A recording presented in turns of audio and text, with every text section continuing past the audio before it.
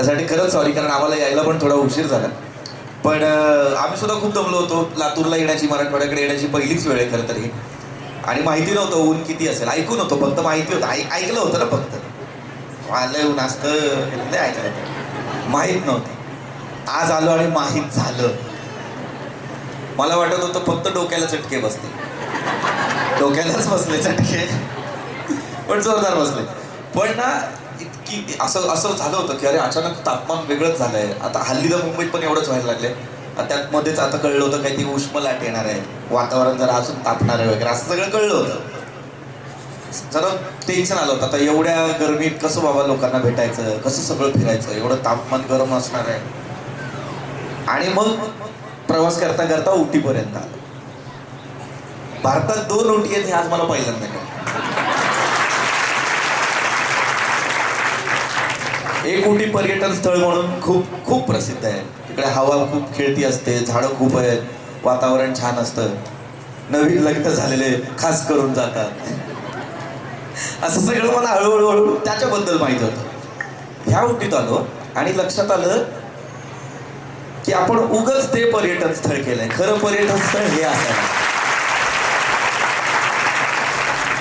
आणि फक्त गावात आलोय म्हणून बोलत नाही, खरंच हे पर्यटन स्थळ असायला हवं. मला माहित नाही या गावाची जॉमेट्री, भूमिती काय आहे या गावाची मला माहित नाही. या गावाची रचना कशी केली आहे मला याची कल्पना नाही. आता सरपंच साहेब, माजी सरपंच साहेब बोलताना म्हणाले की 10-12 वर्षांपूर्वी या गावची परिस्थिती निराळी होती. पण आता येताना मी उगाच, मला खूप सवय आहे, मी एक एक छोट्या छोट्या गोष्टी, काही गोष्टी विचारत पडतो ग्रामसेवक साहेबांना की काय आहे बाबा, हे काय ते काय.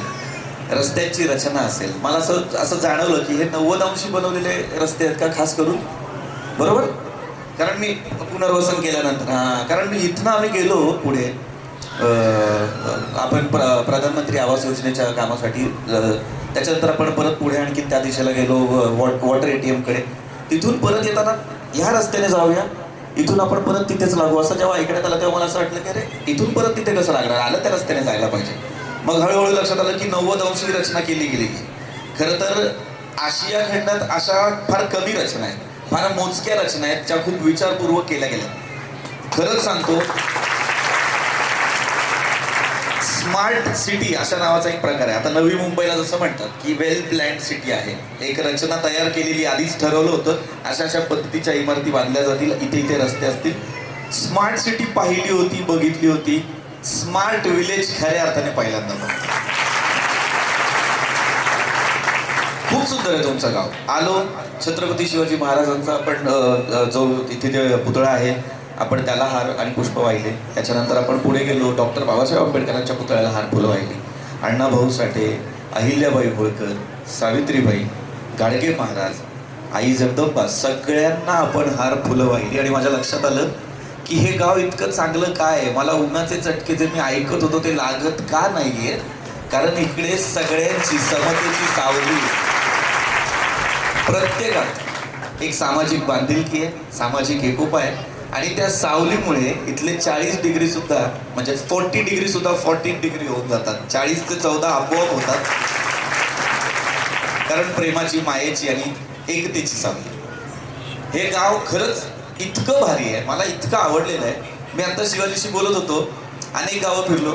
देवीशेठ पाटील आमचे, आम्ही सगळे अनेक गावं फिरतोय. मुख्यमंत्री समृद्ध पंचायत राज अभियानाअंतर्गत आम्ही ही गावं फिरतोय.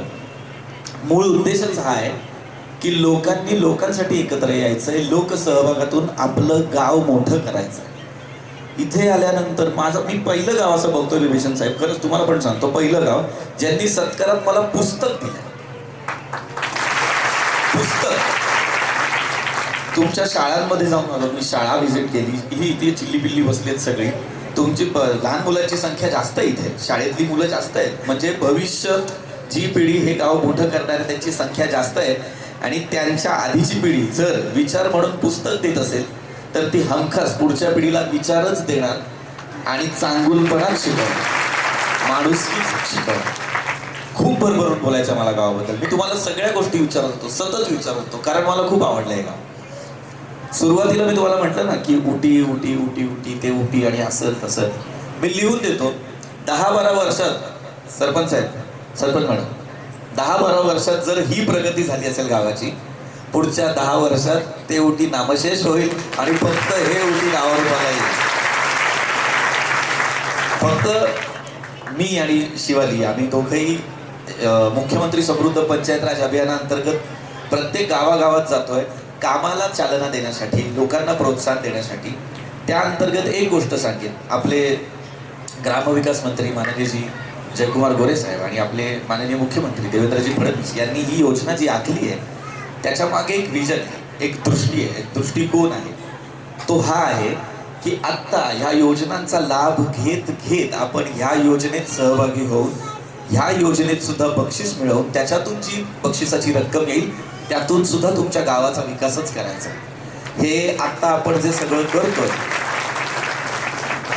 आपण आता शिबिर असेल किंवा जिल्हा परिषदेची शाळा असेल, वाचनालय असेल, असे वेगवेगळे उपक्रम, रेन हार्वेस्टिंग असेल, वॉटर ATM असेल, अशा अनेक जे उपक्रम आपण गावात आता राबवतोय हे फक्त ह्या 31 मार्चपर्यंत राबवू नका हे त्यांचं सांगणं आहे. हळूहळू तुम्हाला त्याची सवय लागेल, सुखसुविधांची सवय लागेल, तुमच्या पुढच्या पिढीला सुद्धा ह्या सुखसुविधांची सवय लागेल आणि तुम्ही हेच जे काम आता करताय, ह्या ज्या योजना आहेत ह्या आयुष्यभर तुम्ही राबवत राहाव्यात.